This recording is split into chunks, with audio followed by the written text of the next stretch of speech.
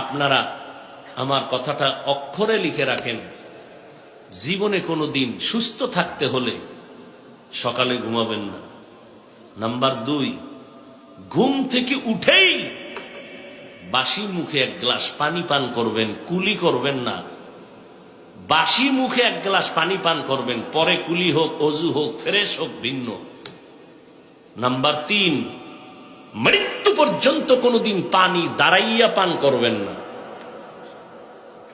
সমস্ত বৈজ্ঞানিকরা একমত, গবেষকরা একমত, দাঁড়াইয়া পানি পান করলে কিডনির উপরে আক্রমণ হয়।